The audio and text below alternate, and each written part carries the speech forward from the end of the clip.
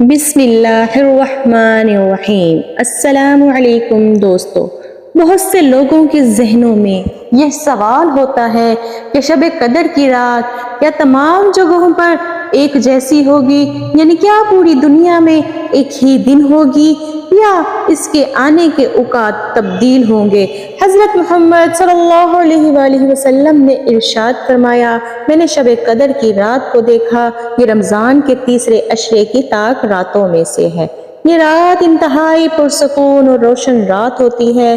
یہ رات نہ تو گرم ہوتی ہے اور نہ ہی سرد۔ ناظرین گرامی، یہاں یہ سوال پیدا ہوتا ہے، آیا دنیا بھر میں ایک ہی رات میں شب قدر ہوتی ہے یا پھر مختلف ملکوں میں شب قدر مختلف دنوں میں ہوگی؟ اس کا جواب یہ ہے، جس ملک میں شب قدر کے تاثرات پائے جائیں گے اسی رات شب قدر ہوگی۔ یقیناً اس حساب سے ہر ملک میں اسلامی مہینے کی تاریخ مختلف ہے تو شب قدر کی رات بھی علیحدہ علیحدہ پائی جائے گی۔ اللہ تعالیٰ نے شب قدر کی اہمیت کے بارے میں قرآن پاک میں یوں ارشاد فرمایا، شب قدر 1000 مہینوں سے بہتر ہے۔ 1000 مہینے 83 سال 4 مہینے کے برابر ہوتے ہیں۔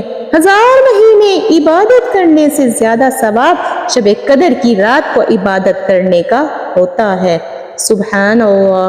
حضرت انس رضی اللہ تعالی عنہ سے روایت ہے کہ حضرت جبرائیل علیہ السلام فرشتوں کے ہمراہ زمین پر تشریف لائے، جس کو اللہ تعالیٰ کی حمد و ثنا کرتے ہوئے پاتے اس کے لیے مغفرت کی دعا کرتے۔ سبحان اللہ۔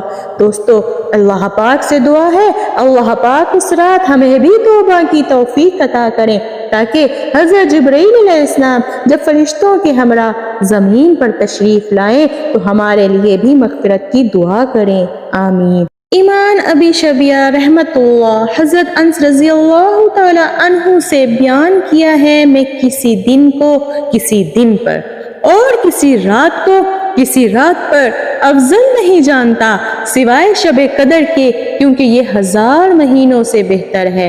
ہمیں 21ویں، 23ویں، 25ویں، 27ویں، 29ویں اور آخری رات اللہ تعالیٰ کی عبادت میں زیادہ سے زیادہ مصروف رہنا چاہیے۔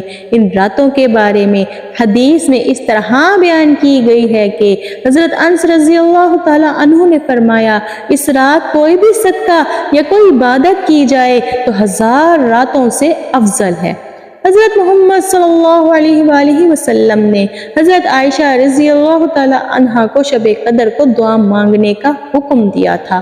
حضرت سفیان ثوری رحمت اللہ فرماتے ہیں، میرے قریب شب قدر کی رات دعا کرنا اور توبہ استغفار کرنا نوافل سے بہتر ہے۔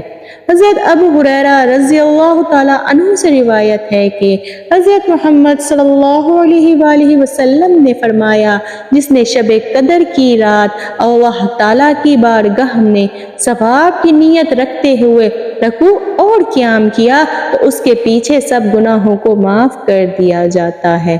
ماہ رمضان میں اللہ تعالیٰ کے آخری نبی صلی اللہ علیہ وآلہ وسلم کا یہ معمول تھا کہ تہجد کی نماز ادا کرنے کے بعد قرآن پاک کی تلاوت کیا کرتے تھے۔ جب کسی رحمت والی آیت کی تلاوت فرماتے تو اللہ تعالیٰ سے اس کا شکر ادا کرتے، عذاب والی آیات کی تلاوت کرتے تو اللہ تعالیٰ سے پناہ مانگتے۔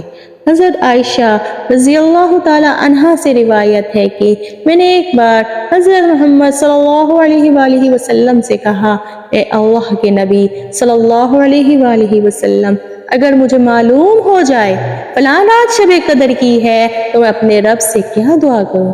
حضرت محمد صلی اللہ علیہ وآلہ وسلم نے حضرت عائشہ کو فرمایا، آپ یہ دعا کرنا، اے اللہ آپ بہت زیادہ معاف کرنے والے ہیں، اے اللہ آپ مجھے بھی معاف فرما دیجئے۔ اللہ تعالیٰ سے دعا ہے اللہ تعالیٰ ہم سب کو شب قدر کی عبادت کرنے کی توفیق عطا فرمائے، آمین۔ اور اس دن ہم پر اپنی خصوصی رحمت کریں۔ ہم سب مسلمانوں کے نصیب میں شب قدر کی تمام نشانیاں جو ظاہر کی گئی ہیں ہمیں بھی دیکھنا نصیب کرے۔ اللہ پاک سے دعا ہے اللہ پاک ہم سب کا خاتمہ ایمان پر کرے، آمین۔ دوستو اگر آپ کو یہ ویڈیو اچھی لگی ہو تو چینل کو سبسکرائب کر کے کمنٹ میں ضرور بتائیے گا۔ جزاک اللہ۔